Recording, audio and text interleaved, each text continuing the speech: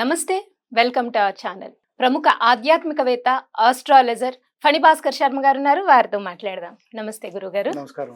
జనవరి నెల మాస ఫలితాల్లో భాగంగా కర్కాటక రాశి వారికి ఎలా ఉంది, వారు పాటించాల్సిన పరిహారాలు ఏంటి అనేది చెప్పండి గురుగారు.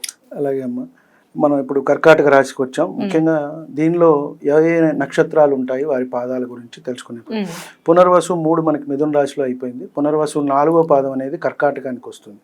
అలాగే ఇక్కడ తీసుకుంటే దాని తర్వాత పుష్యమి 4 పాదాలు, ఆశ్లేష వచ్చేటప్పటికి 4 పాదాలతో ఇక్కడికి క్లోజ్ అయిపోతుంది. ఇక్కడికి మనకి 9 నక్షత్రాలు అయిపోతాయి. మొత్తం మనకి 27 నక్షత్రాలు. కాబట్టి ఒక 4 అయిపోయేటప్పటికి 9, అక్కడి నుంచి 9, మళ్ళీ 9 అయిపోతాయి. కాబట్టి 27 నక్షత్రాలు ఇంటూ 4 పాదాలు 108 పాదాలు అవుతాయి మనకి. ముఖ్యంగా ఈ నెల వారికి చూసుకుంటే కొంత వీరికి కూడా సంఘర్షణగానే ఉందండి. ఈ నెల మొదటి నుంచి అలాగే మధ్యలో కొంచెం ఊరట ఇచ్చినా కూడా చివరికి కూడా మళ్ళీ అంతా కూడా అలాగే ఉంటుంది. ఎందుకంటే ముఖ్యంగా గురుబలం అనేది తక్కువగా ఉంది. మనం ఏంటంటే మనము ఉగాదికి చూసుకుంటూ ఉంటాం అన్నీ కూడా ఎప్పుడెప్పుడు ప్లానెట్స్ మారుతాయి అనేది ముఖ్యంగా చూసుకుంటాం. ఉగాది పంచాంగం అనేది మనం అందరం వింటాం అనేది ఎప్పటి నుంచో వస్తుంది, మన తండ్రుల తాతల కాలం నుంచి కూడా.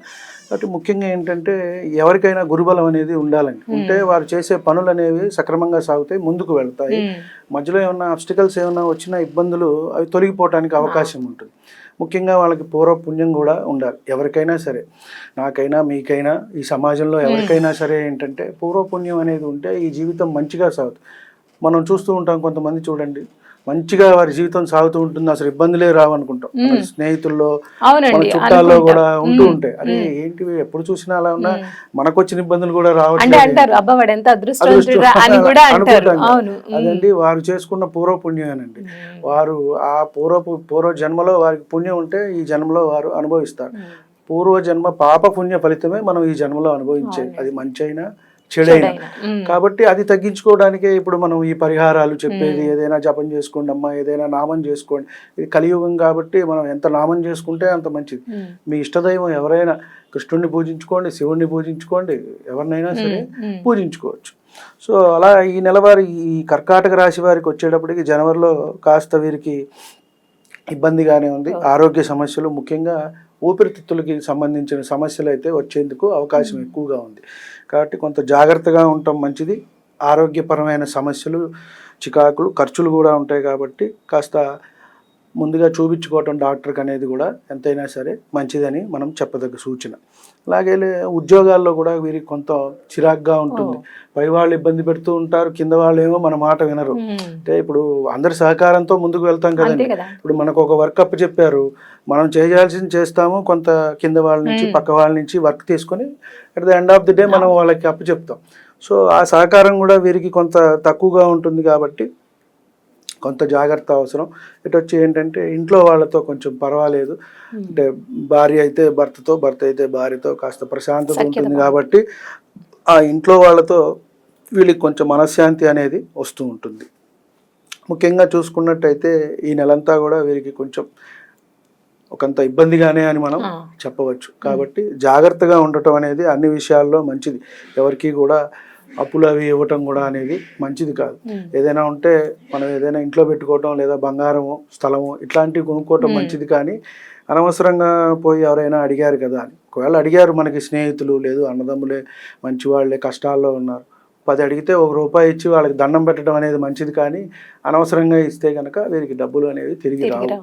కాబట్టి ఒక ఇంత జాగ్రత్తగా ఉంటాం. ఎందుకంటే ఈ రాశి వాళ్ళు చాలా నెమ్మదిగా వాళ్ళ పని వాళ్ళు చేసుకుంటూ వాళ్ళ పనిలో వాళ్ళు ఉంటారు, ఎవరిని ఇబ్బంది కూడా పెట్టరు.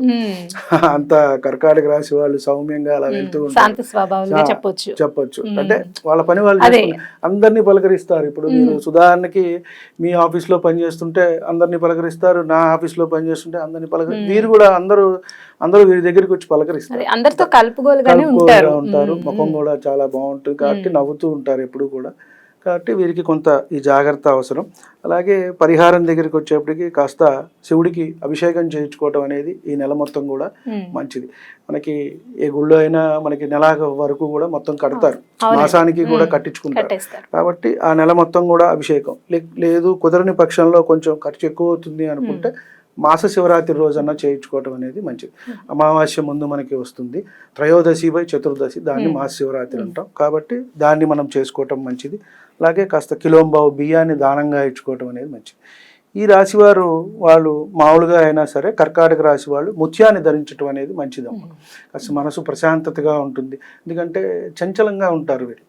ఎక్కువగా 2-3 ఆలోచనలు వస్తుంటాయి. ఎటు వెళ్ళాలో తెలియదు, అటు వెళ్దామా ఇటు వెళ్దామా, లేదా మీరు వచ్చారు ఒకటి చెప్పారు, పక్క వాళ్ళు వచ్చారు ఇంకోళ్ళు వచ్చారు. ఈ ఆలోచనలు బాగా ఎక్కువగా తిరుగుతూ ఉంటాయి. వాళ్ళ మీద వాళ్ళకి నమ్మకం కంటే ఆ డిస్టర్బెన్స్ లో ఉంటారు, కన్ఫ్యూజ్ ఎక్కువగా ఉంటారు. కాబట్టి కాస్త ముత్యం పెట్టుకుంటే వారికి ఆ మానసిక సంఘర్షణ అనేది కొంచెం తగ్గుతుంది ఎవరైనా అమ్మ. అలాగే మనకి కొంతమంది, ఇది ఈ రాశి వారికి కాదు, డెలివరీ జరిగేటప్పుడు కూడా కొంతమందికి ఇబ్బందిగా ఉంటుంది. వారికి కూడా అది గొప్ప సూచన, చెప్పదగ్గ సూచన. ముత్యం పెట్టుకుంటే ప్రశాంతంగా జరుగుతుంది. కొంతమందికి ప్రెగ్నెన్సీలు రావడానికి కానివ్వండి, అది వచ్చి నిలబడటానికి కానివ్వండి, వాటికి కుజుడు కారకం అయితే ఈ డెలివరీస్ అవడానికి చంద్రుడు కారకం అనమాట. కాబట్టి ప్రసవాలన్నీ కూడా సుఖంగా సాగుతాయి. కాబట్టి అది చేసుకోవచ్చు, వీరికి బాగుంటుంది.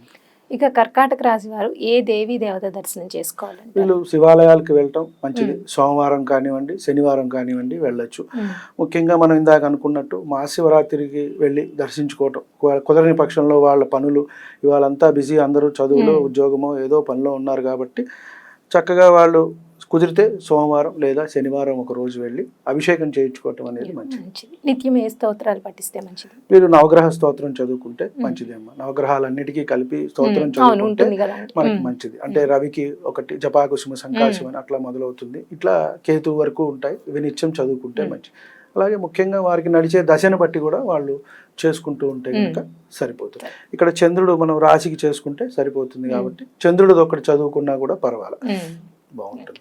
కర్కాటక రాశి వారు జనవరి నెల ఎటువంటి పరిహారాలు పాటించాలి, వాళ్ళకి ఎలా ఉంది అనేది చాలా చక్కగా వివరించారండి. ధన్యవాదాలు. నమస్తే అమ్మ.